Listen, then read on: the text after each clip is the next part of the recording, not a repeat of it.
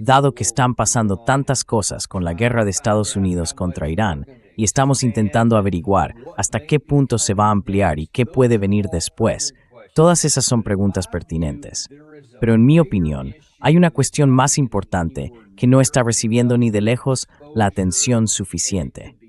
Y podría ser muchísimo más importante que simplemente si hay una guerra con Irán, cómo podría resolverse, o incluso el precio del petróleo. Y son las repercusiones de lo que esta guerra puede significar, en aspectos en los que no mucha gente está pensando.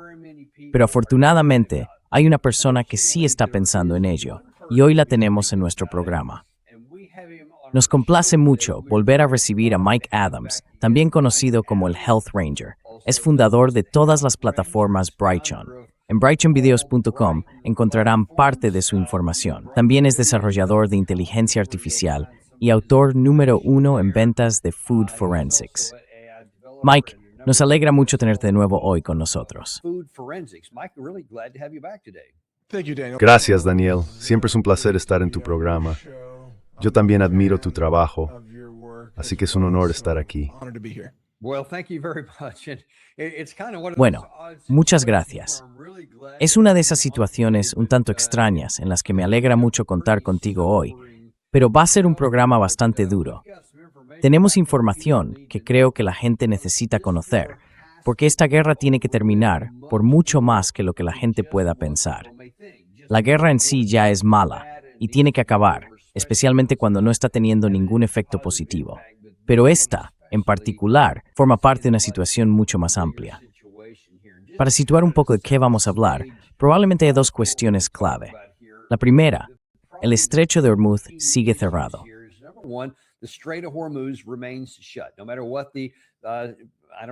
No importa lo que, no sé por qué hacen esto.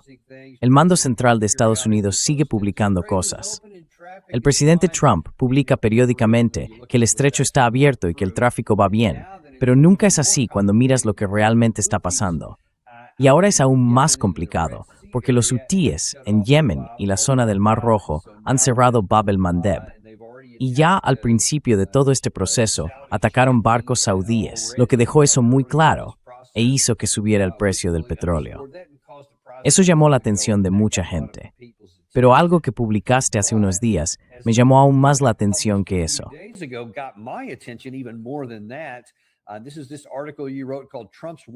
Este es el artículo que escribiste, titulado «La guerra de Trump contra Irán es una guerra contra la seguridad alimentaria mundial», y aquí están las cifras que lo demuestran.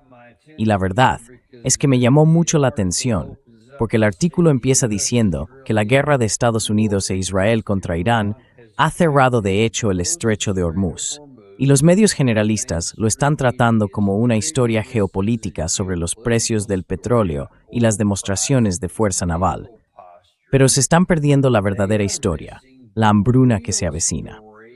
Así que, antes que nada, ¿puedes decirnos qué te llevó a escribir este artículo? ¿A qué te refieres con la hambruna que se avecina? No escribiste la posible hambruna que se avecina.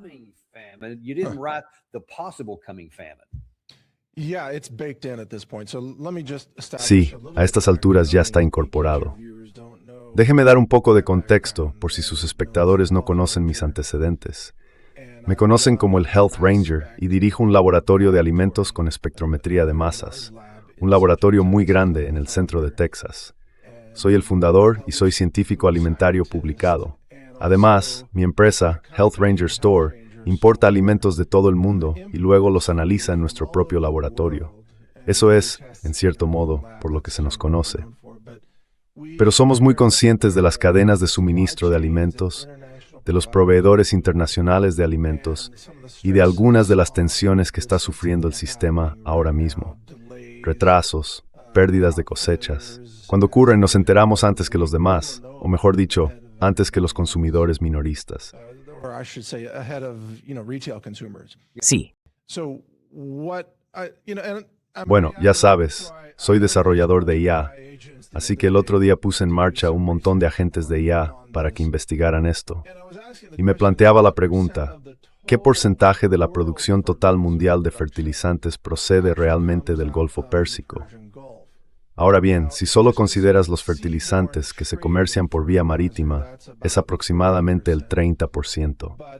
Pero en comparación con el total de fertilizantes del mundo, que alimenta a unos 4.000 millones de personas, es decir, a la mitad de la población humana, la cantidad que sale del Golfo Pérsico está, según mi investigación, entre el 8 y el 12%.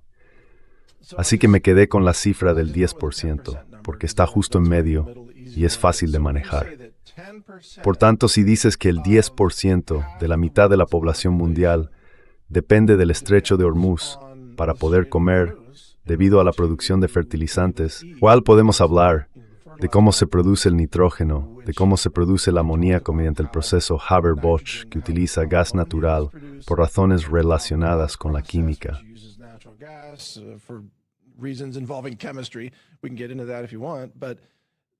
Podemos entrar en eso, si quieres. Pero el resultado es que en realidad 400 millones de personas en el mundo corren riesgo de hambruna debido al continuo fracaso de esta guerra, de la guerra de Trump contra Irán. Y lo que es importante, Daniel, esos 400 millones de personas no se encuentran principalmente en Estados Unidos, Canadá, el Reino Unido u otros países occidentales típicos. Esos 400 millones de personas suelen estar en lo que llamaríamos el sur global. Eso representa aproximadamente el 5% de la población humana que se enfrentará a la escasez de alimentos. Y no es que, de repente, los 400 millones de personas no vayan a tener nada que comer. Habrá redistribución de alimentos, habrá presiones sociales, habrá una especie de hambruna compartida en la que un número mucho mayor de personas tendrá mucho menos que comer.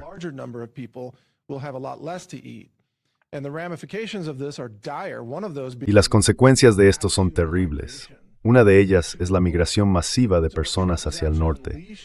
Así que lo que Trump está desencadenando realmente, por mucho que diga que intenta detener la migración ilegal hacia Estados Unidos, es una serie de condiciones globales que provocarán una enorme presión osmótica humana, como la llama Michael Young. Personas que abandonan países como Bangladesh, India, Yemen, Somalia o quizá incluso en algunos casos Egipto, y países de Centroamérica y Sudamérica, buscarán naciones más ricas donde no mueran de hambre. Así que tenemos que hablar de esto. Y creo que por eso me has invitado. Tenemos que hablar de lo que esto va a desencadenar en términos de consecuencias sociales.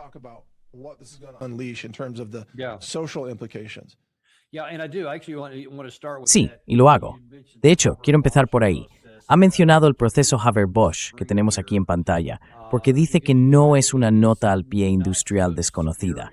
Es la reacción química más importante para la supervivencia humana. ¿Puede explicarnos un poco qué significa eso, para que nos hagamos una idea?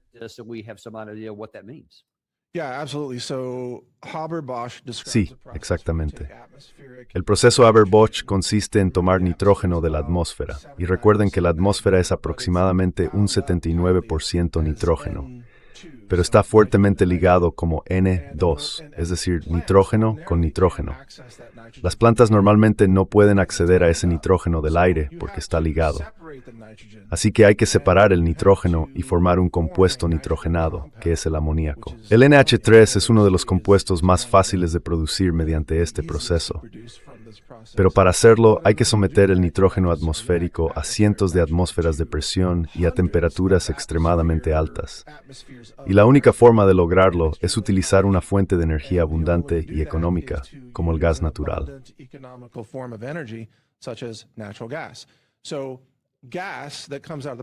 Así que el gas que sale del Golfo Pérsico, o el que antes salía de Rusia y llegaba a Alemania antes de que destruyeran los gasoductos Nord Stream, se utilizaba en la empresa alemana BASF para fabricar un gran volumen de amoníaco y después productos derivados como la urea o diversos fertilizantes nitrogenados. Parte del gas que sale del Golfo se consume allí mismo, en el proceso Haber-Bosch, en las distintas instalaciones que rodean la región del Golfo Pérsico, para exportar productos como amoníaco, urea o fertilizantes nitrogenados. Es una vía completamente distinta de la de los fertilizantes basados en fosfatos, que utiliza ácido sulfúrico procedente del petróleo. De eso podríamos hablar por separado. Pero en resumen, Nuestro mundo actual ha construido, durante los últimos, digamos, 70 años, una infraestructura que permite alimentar a 8.000 millones de personas. Y aproximadamente la mitad de esas 8.000 millones de personas solo puede comer gracias al proceso Haber-Bosch. Por eso, es el proceso químico más importante para mantener viva a la humanidad tal como la conocemos hoy.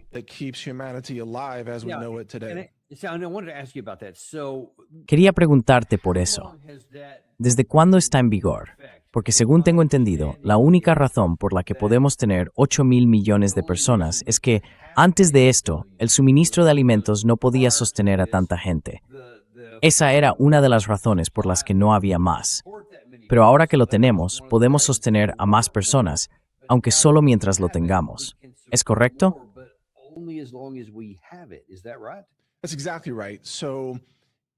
Exactamente. Así que, si la infraestructura para producir fertilizantes sintéticos se reduce o se contrae, entonces la población mundial tendrá que contraerse para alcanzar una homeostasis con la infraestructura disponible. Ahora bien, antes del proceso Haber-Bosch, que ya sabes eran científicos alemanes y creo que fue hacia 1917 o algo así, y luego se desarrolló durante unas décadas, esto surgió de la innovación alemana en la época de la Primera y la Segunda Guerra Mundial. Y los científicos alemanes, Berlín era entonces el centro del genio científico en muchos ámbitos, en química y en física. Y este proceso era necesario porque el mundo se estaba quedando sin fertilizante. Antes de eso, literalmente raspaban excrementos de aves de islas para alimentar a los británicos, quiero decir, para fertilizar los cultivos que alimentaban a los británicos. O usaban estiércol, ¿no?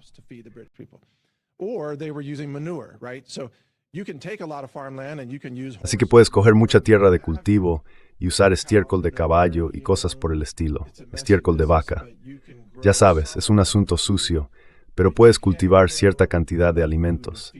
Lo que no puedes es cultivar suficiente comida para alimentar a 8.000 millones de personas. Así que, si tenemos que volver a los tiempos del estiércol animal, o de los excrementos de aves, y prácticamente todos esos excrementos de aves ya se recogieron y se sacaron de las islas. Entonces la población mundial quizás solo pueda sostener a 2.000 millones de personas. Tal vez a 4.000 millones si tenemos suerte, ¿no? Y por eso se dice que los fertilizantes sintéticos alimentan a la mitad de la población mundial. Es una cifra bastante conservadora. Otros economistas dirían no, vamos a desplomarnos hasta los 2.000 millones.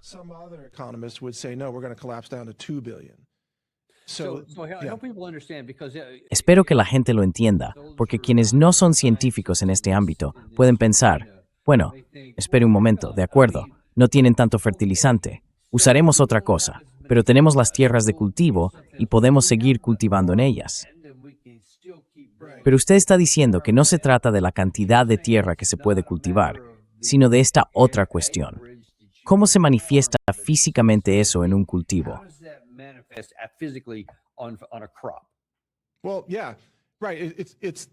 Bueno, sí, claro.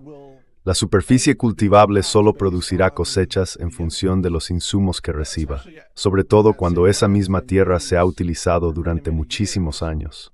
Ya no tiene fertilizante natural y hay que añadirle insumos, nitrógeno, fósforo y potasio, ¿verdad?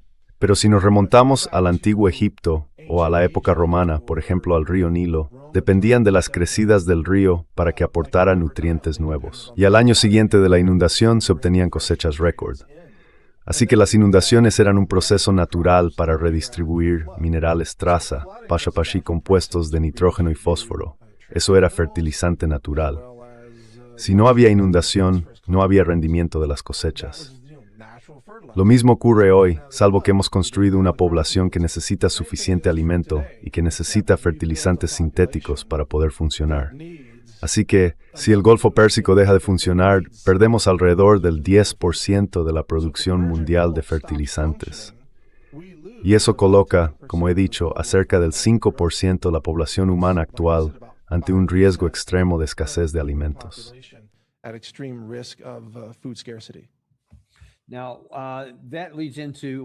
Esto nos lleva a uno de los siguientes puntos que planteas aquí, la bomba de relojería diferida. Porque mientras que con el petróleo y su precio, como vimos cuando se firmó el memorando de entendimiento en junio, hubo una reacción inmediata y el precio del petróleo cayó de forma precipitada, probablemente más de lo que los fundamentos justificaban. Pero aún así, ocurrió. Sin embargo, dices que en este caso no es así, que esta es la bomba de relojería diferida. 2027 y 2028 serán catastróficos. ¿Puedes explicar por qué?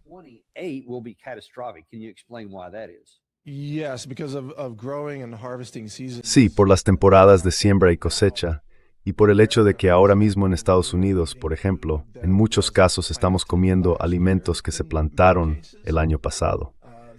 Parte de esos alimentos se cultivaron y cosecharon el año pasado, en 2025. Otra parte se está cosechando ahora de los cultivos de primavera.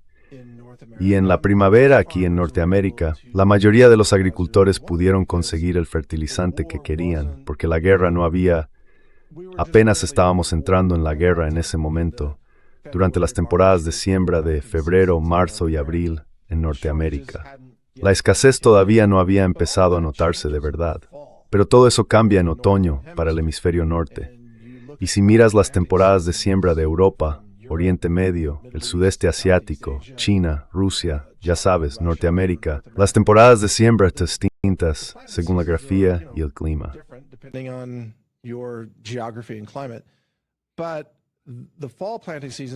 Pero las temporadas de siembra de otoño van a ser especialmente difíciles. Los precios de los fertilizantes son mucho más altos y la escasez de fertilizantes será un factor. Ahora bien, no estoy diciendo que todo el mundo vaya a pasar hambre. He sido muy claro. Alrededor del 5% de la población mundial, básicamente, no tendrá acceso a alimentos. Pero no estoy diciendo que sea el 100%. Es el 5%. Las consecuencias de esto no se notarán hasta después de la temporada de siembra de otoño y de las cosechas posteriores, que en algunos países empiezan, por ejemplo, en noviembre o diciembre. Pero es en 2027 cuando las cosas realmente se pondrán en marcha. Ahí es cuando de verdad vamos a ver la escasez. Y Daniel, lo que va a empeorarlo mucho más es que la escasez de diésel será un factor en Norteamérica al mismo tiempo.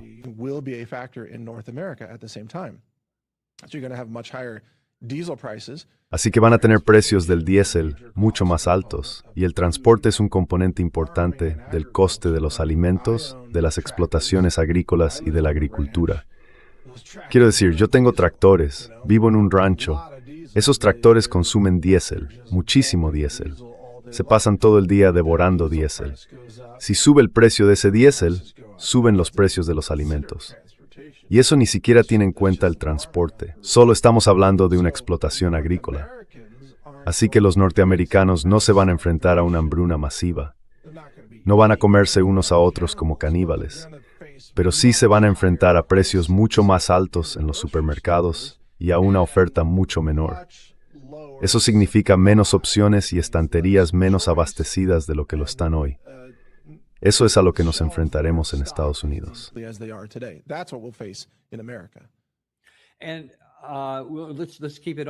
Y sigamos, de momento, con Estados Unidos. Si la guerra terminara mágicamente mañana y el estrecho volviera a abrirse, si se abriera el Bab el-Mandeb, aunque no hay indicios de que eso vaya a ocurrir, entonces ese día, ocurra cuando ocurra, sería una situación hipotética en algún momento futuro. Pero supongamos que sucede.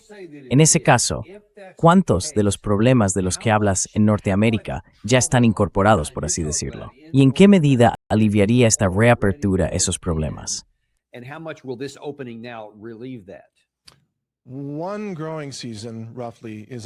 Una temporada de cultivo más o menos ya está perdida. Estamos, a unos 5 meses de la guerra, más o menos. Así que aproximadamente eso es una temporada de cultivo. Eso ya está perdido, ya está hecho. Nos enfrentaremos a escasez de alimentos, nos enfrentaremos a inflación alimentaria, nos enfrentaremos a una crisis de fertilizantes, pase lo que pase. Si esto continúa otros, digamos, 6 meses o hasta finales de este año, ahí es cuando las cosas se vuelven realmente catastróficas a escala global. Piénsenlo. Las sociedades pueden redistribuir cierta cantidad de alimentos durante un tiempo, pero no se pueden perder calorías para siempre y mantener con vida a toda la población.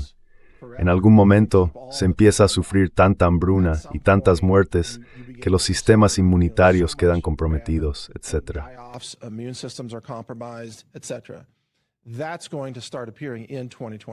Eso va a empezar a hacerse visible en 2027. Así que mi predicción es que veremos al FMI, a la ONU o a las organizaciones de ayuda alimentaria lanzar llamamientos urgentes para conseguir suministros de alimentos y recaudar fondos de emergencia a partir de la primavera de 2027. Y durante todo el verano de 2027, una de las principales noticias que veremos, sin duda ustedes la cubrirán, será el pánico alimentario en esos otros países y la migración humana masiva que eso va a desencadenar. Esto va a generar todo tipo de presiones sobre los costes y sobre la sociedad en Europa Occidental, por ejemplo, o incluso en Estados Unidos, porque habrá una oleada migratoria masiva desde el sur.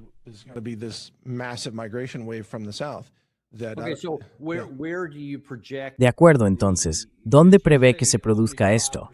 Porque usted dice que solo afecta al 5% de la población. Y la gente piensa, bueno, el planeta es enorme. Hay 8.000 millones de personas. Pero usted dice que no estará repartido de forma generalizada por todo el mundo, sino que se concentrará en algunos lugares especialmente vulnerables.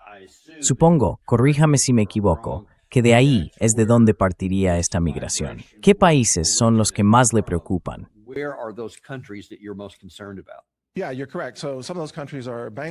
Sí, tienes razón. Algunos de esos países son Bangladesh e India hasta cierto punto. He mencionado Somalia, Nigeria y Yemen. Y en Centroamérica y Sudamérica, especialmente en Sudamérica, hay países donde ya existe una fuerte presión por la escasez de alimentos. Y si ahora mismo miras, por ejemplo, a organismos de la ONU o a la OMS, te dirán qué países están al límite. Por ejemplo, cada año en Somalia hay millones de personas al borde de la inanición. Sin ayuda alimentaria, esas personas no sobrevivirían un año normal. En 2027, esa presión va a ser mucho peor. Ni siquiera estoy seguro de que haya suficiente ayuda alimentaria internacional para todos. Porque pensemos en Estados Unidos. Vamos a sufrir una reducción de las cosechas, no una hambruna masiva, pero no habrá esa gran abundancia de cultivos baratos que simplemente se puedan enviar al resto del mundo.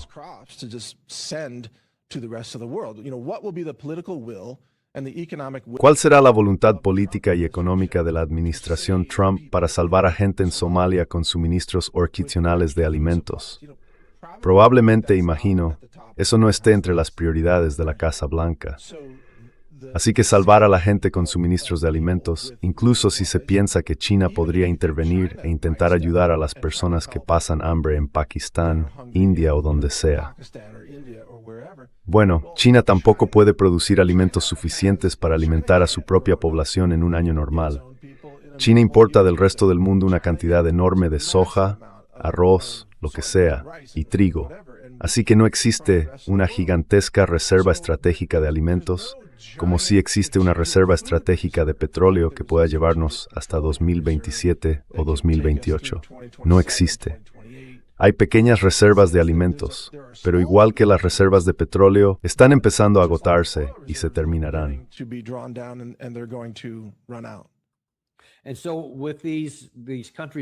Y en estos países es donde el golpe va a ser más duro, porque no va a haber, quiero decir, ya vamos a estar en una época de escasez y de precios altos, así que no vamos a tener muchos excedentes que enviar fuera. Presumiblemente en Europa ocurrirá lo mismo. Antes ha mencionado que le preocupa la migración forzada. ¿Qué aspecto va a tener eso?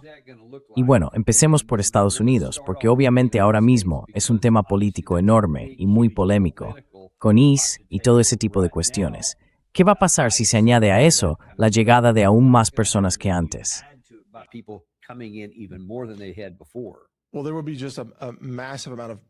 Bueno, habrá una presión enorme. Allí donde la hambruna se vuelva muy grave, la gente se marchará voluntariamente para buscar cómo sobrevivir en lo que perciben como un país más rico, que suelen ser los países más al norte. Así que habrá gente en Oriente Medio. Bueno, empecemos por África. La gente va a cruzar el mar y va a entrar directamente en Marruecos y España, y finalmente en Italia, Grecia y donde sea. Ahora mismo, muchos países europeos están preocupados por las llamadas invasiones procedentes del África subsahariana o de partes de Oriente Medio. Eso va a ser mucho peor a causa de la hambruna. Y luego ya sabe qué pasa con la gente hambrienta en India.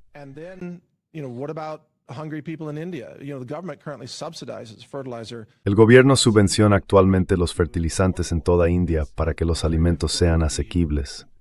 Es muy difícil alimentar a 1.300 millones de personas, o quizá esa cifra sea mayor ahora, especialmente en un escenario de escasez global. Así que vamos a ver migración. Vamos a ver a gente intentando, incluso desde el sudeste asiático, puede que intenten entrar en China porque perciben que allí hay más alimentos. Rusia en realidad está relativamente bien posicionada en comparación con la mayoría de los demás países porque es más autosuficiente y está más aislada. Rusia tiene su propia producción de fosfatos para fertilizantes y cuenta con un sistema agrícola propio muy consolidado. Además, la población rusa tiene una mentalidad de preparación y de estar lista para los duros inviernos que hay, obviamente en gran parte de Rusia.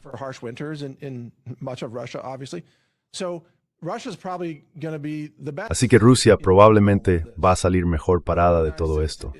Estados Unidos va a sufrir mucha presión migratoria y habrá mucho descontento interno por lo inasequibles que serán los alimentos para los estadounidenses que votan. Así que una de las cosas que creo va a golpear muy duramente al Partido Republicano, no solo en las próximas elecciones de mitad de mandato, sino probablemente también en 2028, es que se culpará a Trump, creo, de provocar estas condiciones globales que hacen que los alimentos sean inasequibles y que la energía y el combustible sean mucho más caros para quienes puedan permitírselos. Así que se avecina una considerable reacción social en Estados Unidos.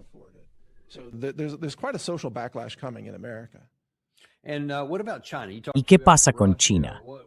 También ha hablado un poco de India. Obviamente son países bastante grandes.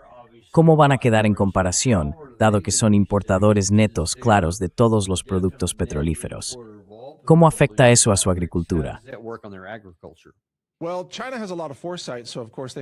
Bueno, China tiene mucha visión de futuro, así que por supuesto cuenta con enormes reservas de petróleo.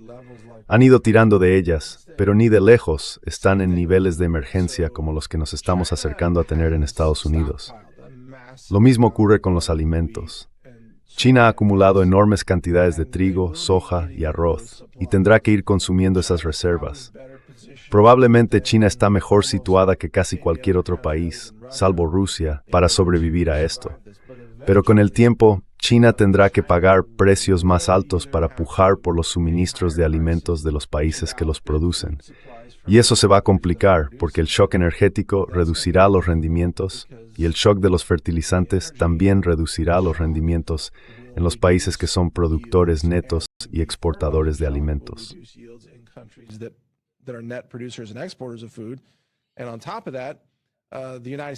Y además, China depende de Estados Unidos para muchas importaciones de alimentos, y todos esos cultivos y sus rendimientos también se verán afectados en Estados Unidos.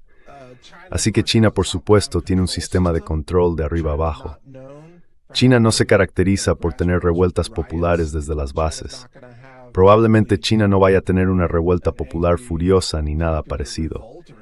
Pero si es necesario, repartirán el sufrimiento entre la población. Norsulti lo soportaréis. Así que se growth, with a static then tough, that infrenters ist poiner hitelig gear small.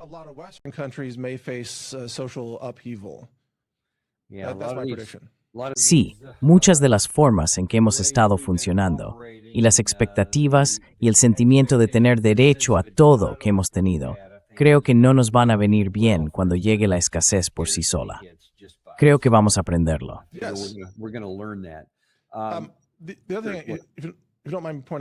Y otra cosa, si no te importa que lo señale, Daniel, el hecho de que los alimentos vayan a escasear más y a ser mucho más caros, hace que producir comida en casa resulte mucho más rentable. Antes, cuando la gente cultivaba en casa, podías gastarte una fortuna. Podías cultivar los tomates más caros del mundo, mucho más caros de lo que te costarían en el supermercado.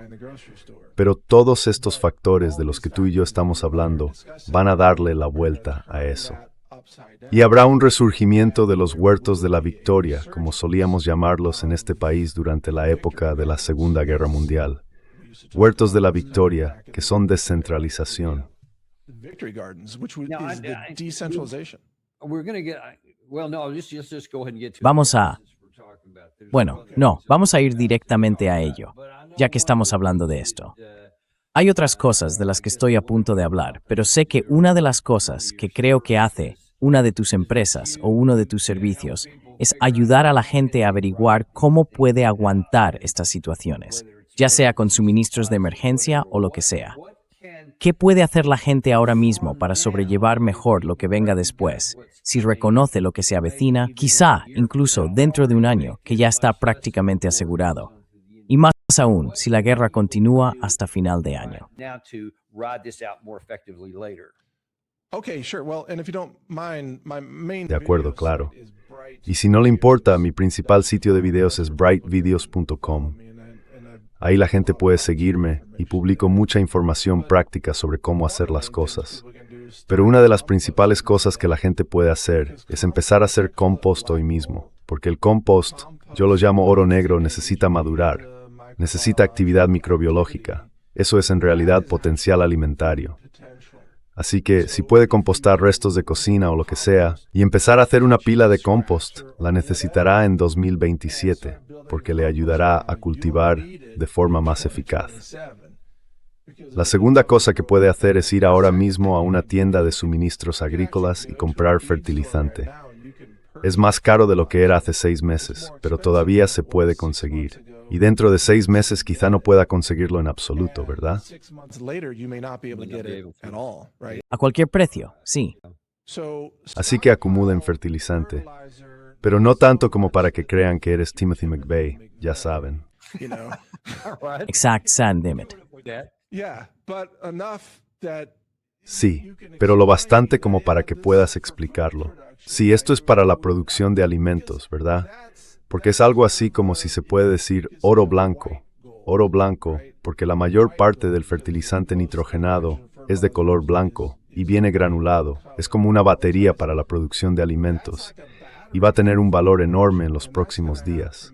Y luego, por supuesto, necesitas semillas de huerto que sean variedades tradicionales. Ya sabes, yo siempre recomiendo semillas tradicionales, no transgénicas, para que puedas guardar las semillas generación tras generación. La cuestión, Daniel, es que todos venimos de nuestros padres, abuelos y bisabuelos pioneros que vivieron así. parents and grandparents and great-grandparents who lived this, they did this all the time. And we need to Lo hacían continuamente. Y tenemos que recordar esos conocimientos. Tenemos que recordar lo que nos enseñaron nuestros abuelos. Y ahora mismo, esos conocimientos pueden salvar vidas, porque no necesitas cultivar todos tus alimentos para superar esto.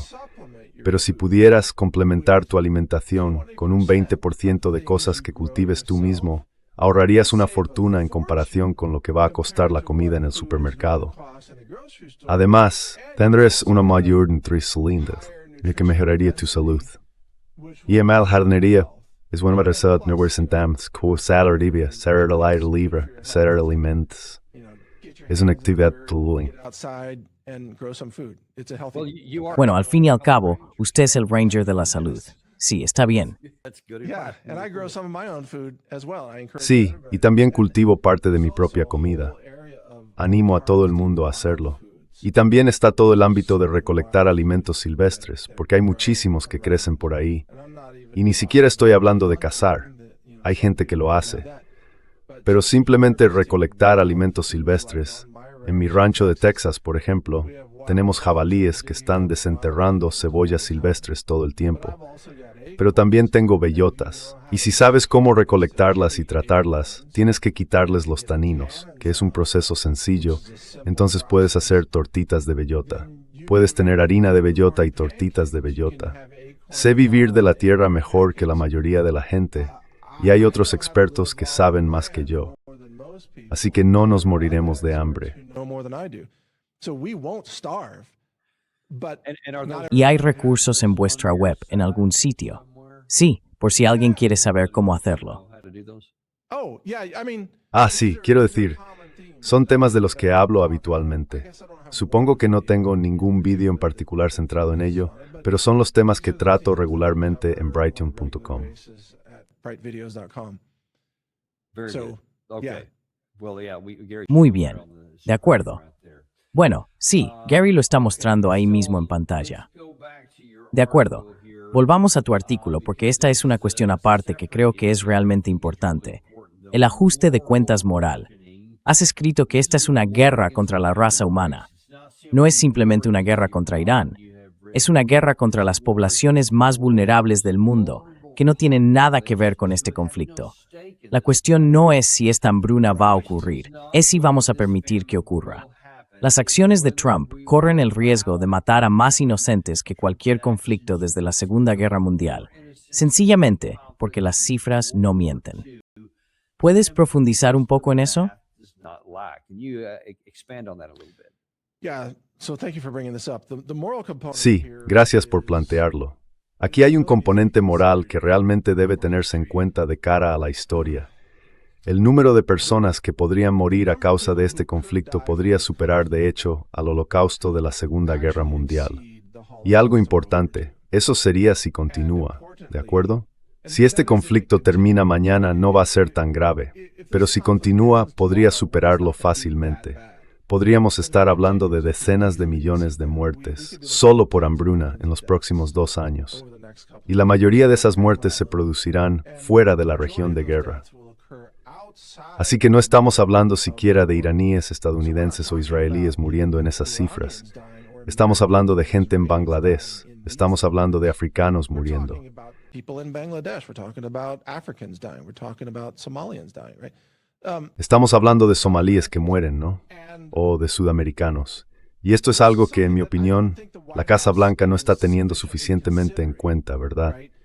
Tienen un enfoque muy limitado. No podemos permitir que Irán tenga armas nucleares. Bueno, de acuerdo. Pero merece la pena matar a 30 millones de personas que viven en otras partes del mundo para intentar lograr ese objetivo, que probablemente ni siquiera sea alcanzable. El coste de esto se mide en vidas humanas fuera de la zona de combate, y no serán las bombas de Estados Unidos las que maten a más gente. Será la falta de alimentos. Casi nadie está hablando de eso. Por eso me alegro mucho de que me hayan invitado, porque esta es una cuestión crítica. A estas alturas es una cuestión humanitaria. Esta guerra es una guerra contra la humanidad. At this point, this war is a war against humanity. Right, yeah, and that is why when I saw your article, Sí, exacto. Y por eso, cuando vi tu artículo, sentí que era realmente importante, porque hay efectos de segundo orden de los que prácticamente nadie habla, aparte de ti y de un par de personas más que mencionaste hace un momento. Tenemos que difundir este mensaje para que la gente entienda la urgencia de poner fin a esta guerra. Y eso enlaza con la última parte de tu artículo, que dijiste que escribiste a principios de este mes. La población mundial, de más de 8.000 millones de personas, depende de una frágil red de gas natural, petróleo y química derivada, cuya construcción ha llevado más de 60 años.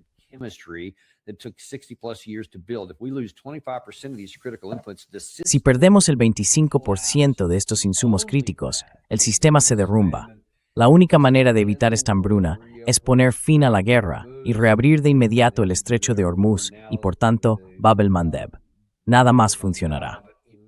Eso es lo que realmente me llamó la atención, que si seguimos así, con la pérdida del 25% de estos insumos críticos, el sistema se derrumba.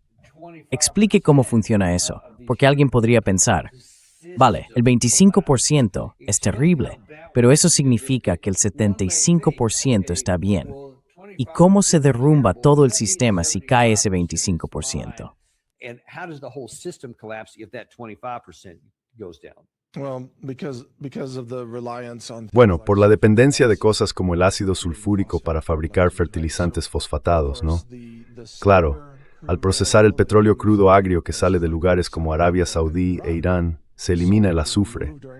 Ese azufre se convierte en la materia prima para fabricar ácido sulfúrico. El ácido sulfúrico se utiliza para extraer el fósforo de la roca fosfática. Ese fósforo va a la industria agrícola. Por cierto, hay otra cadena de suministro en la que fósforo de alta calidad y gran pureza va a baterías de fosfato de hierro y litio, o baterías LFP, que alimentan la red eléctrica, una red que está cambiando hacia la tecnología eólica y solar. Así que mi punto es este: si pierdes el petróleo, pierdes el azufre. Si pierdes el azufre, pierdes la abundancia de ácido sulfúrico. You lose the sulfur, you lose the sulfuric acid abundance. You lose that, you lose phosphate fertilizer. Si pierdes eso, pierdes la abundancia de fertilizantes fosfatados y así sucesivamente. Así que estas cosas empiezan a acumularse. Y por cierto, si pierdes el Mar Rojo, y sé que has tratado este tema, Daniel Davis, si pierdes el Mar Rojo, pierdes algo así como el 60% del transporte marítimo mundial de estos elementos. O si toman una ruta alternativa, añades otras 3 o 4 semanas al trayecto y entonces tienes otro retraso en el sistema. Así que el sistema, verás, vivimos en un sistema global, justo a tiempo de alimentos, fertilizantes, gas natural, ácido sulfúrico y petróleo. Y todas estas cosas están interrelacionadas de una manera que crea un sistema justo a tiempo en el que el ser humano medio no puede vivir más de 45 días sin comida. Live more than 45 days without food. So what happens if you have a 50-day gap? Entonces, ¿qué pasa si hay un intervalo de 50 días? Esa persona muere. Verá, no se les puede decir a los seres humanos, esperad 180 días, la comida llegará cuando termine la guerra, quedaos ahí sin hacer nada y ayunad durante 6 meses. Eso no va a funcionar, ¿verdad?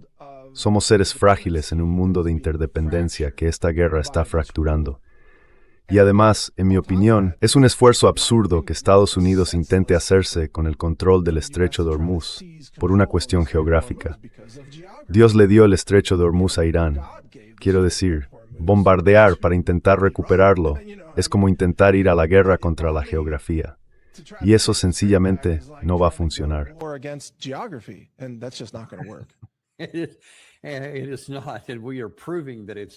No lo es.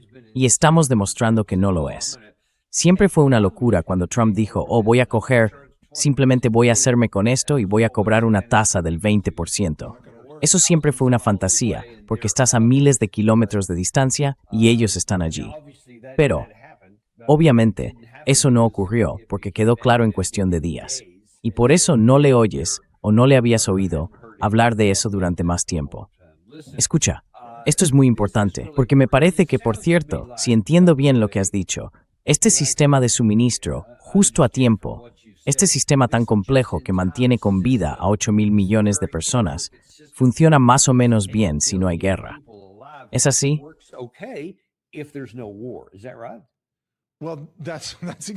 Sí, bueno, eso es exactamente así. Funciona más o menos bien si el canal de Suez está abierto, el estrecho de Hormuz está abierto, el estrecho de Malaca está abierto, el estrecho de Gibraltar está abierto y el canal de Panamá está abierto. Y si todo funciona como debe, entonces estamos bien. Y ese es el sesgo de normalidad con el que vive ahora la gente. Dan por hecho que el futuro será como el pasado, porque es lo único que han experimentado. Puedo asegurarles, y ustedes han tenido a expertos como el Dr. Chris Martenson, que lo ha confirmado, puedo asegurarles que el futuro no será como 2025. Ni siquiera es una predicción. Es una proyección de lo que ya ha sucedido. It's a projection of what has already happened. Okay, so this crisis has already happened. Así que esta crisis ya se ha producido. Ahora simplemente está recorriendo la cadena de suministro. Y en este momento es un problema de 5 meses. Se puede superar. No es el fin del mundo. Si alcanzamos la paz ahora, si esto se convierte en un problema de 10 meses o de 2 años, entonces la situación pasa a ser catastrófica, no solo para la economía y la industria de la civilización humana, sino para la supervivencia de la población humana total, tal como existe hoy. Y no quiero tener que venir a tu programa, Daniel Davis, para hablar de por qué hemos perdido a 100 millones de personas, porque sería una tragedia y es completamente evitable. That would be a travesty and it's completely avoidable. Y por eso, en esta última parte, la única manera de evitar esta hambruna es poner fin a la guerra y reabrir los estrechos. Nada más funcionará. Así que casi no importan ninguna de esas otras cuestiones geopolíticas, ni la arrogancia, ni los egos de los distintos líderes. Lo que importa es abrir los estrechos para que el sistema pueda volver a entrar en funcionamiento. Y eso va a llevar tiempo. Por cierto, ¿Cuál es su estimación de cuándo volverá el pensamiento racional a muchas de estas personas? Que lo reconozcan. Quizá hayan visto recientemente su programa o hayan leído uno de sus artículos y digan, mierda, tenemos que terminar con esto ahora mismo. Y el lunes por la mañana se acaba todo. Todo el mundo abre sus estrechos, sus vías de paso, etc. ¿Cuánto tiempo calcula que tardaría el sistema en desatascarse y volver a funcionar como lo hacía el 27 de febrero? It was functioning the way it was on the 27th of February. Well, it would be way beyond the end of this calendar year. Bueno, sería bastante después de que termine este año. No hay duda. De hecho, no creo que volvamos a ver nunca que el Golfo Pérsico recupere los mismos niveles de salida que tuvimos en enero de este año. No creo que eso vaya a ocurrir jamás. Quiero decir, algunos pozos petrolíferos nunca volverán a producir el mismo caudal que antes. Y luego está el seguro marítimo y las tripulaciones. ¿Quién va a apuntarse? Sí, apúntame. Voy a subirme a un barco e ir al Golfo Pérsico cuando pueda haber un acuerdo de paz.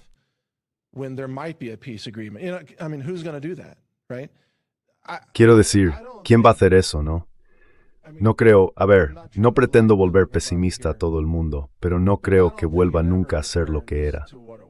¿Habrá algunos flujos desde allí? Sí, absolutamente. ¿Tiene Qatar incentivos para volver a poner en funcionamiento todas sus unidades de producción de gas natural? Sí, pero incluso ellos han dicho que reparar las 2 unidades que fueron destruidas llevará entre 3 y 5 años. Entre 3 y 5 años, Daniel. Y ahora mismo, eso supone una pérdida del 17% de su producción de gas natural. Es etzapamuemo. Así que, quiero decir, eso está en su comunicado de prensa. ¿De acuerdo? No son cifras que me esté inventando. Y de nuevo, el Dr. Martinson puede darles aún más detalles sobre el petróleo y sobre algunos de los otros expertos a los que han entrevistado. Tienen a muchos expertos excelentes que están interviniendo y que piden desesperadamente la paz por algunas de las mismas razones de las que estamos hablando hoy aquí. Esto ya no es una guerra entre 2 o 3 naciones. Es una guerra por la humanidad. Quiero decir, toda la humanidad corre algún nivel de riesgo debido a este conflicto en curso. Y en mi opinión, Trump y Hexet tienen que abandonar la región, que encuentren una manera de declarar la victoria.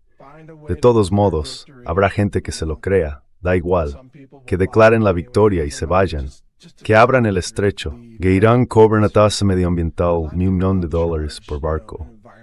Y dirán no más de externoni personas.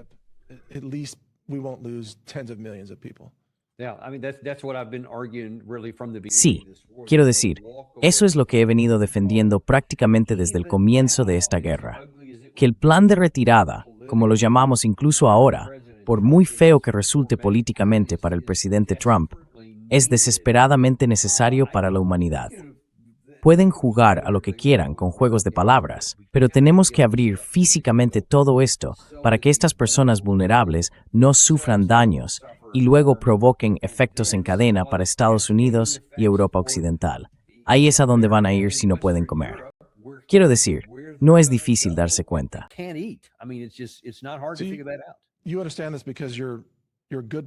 Entiendes esto porque eres una buena persona, Daniel, y tienes compasión por otros seres humanos. Llevo mucho tiempo viendo tu programa, y lo que comparto contigo es que sentimos un amor fundamental por nuestros semejantes. No albergamos en nuestro corazón un odio automático hacia la gente por su religión o por su nacionalidad. No odiamos a los rusos simplemente por ser rusos. No odiamos a los chinos simplemente por ser chinos. No odiamos a quienes practican el Islam por practicar el Islam. Creemos que todos los seres humanos tienen derecho a existir y derecho a acceder a los alimentos. Y entendemos que la escasez se crea artificialmente, mientras que Dios y la Madre Naturaleza nos dan esta abundancia natural. Pero la humanidad llega e interfiere en ello, y entonces la humanidad paga el precio.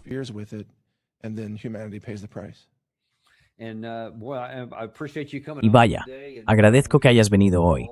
Y vamos a apoyar todo vuestro trabajo, porque sin duda estamos trabajando codo con codo en esto, para poder evitar algunos de estos peores escenarios. Y que Dios nos ayude si seguimos así, especialmente como has dicho, más allá de este verano. Va a haber problemas de verdad. pero ahora ya sabemos cuáles son. Well, thank now you, we know sir, what they for- are. Thank you for Gracias por la invitación. Siempre es un honor acompañaros. Well, I appreciate it, and Bueno, se lo agradezco y esperamos volver a verle pronto. Espero que no sea por los malos motivos que mencionó hace un minuto, pero a nuestra audiencia le encanta su programa y también su trabajo, así que estoy seguro de que volveremos a contar con usted pronto. Muchas gracias. soon anyway. Thank you very Thank you, much. sir. Gracias, señor, y nos veremos la próxima vez. We'll see you all on the next annual. Nos vemos a todos en el próximo análisis en profundidad de Daniel Davis. Ya saben, no intento convencerles de que compren oro ni decirles cómo gestionar su cartera de acciones, pero hay una forma de ayudarnos. Suscríbanse, denle al botón de me gusta y compartan esto con alguien a quien quieran. Share this with somebody you love.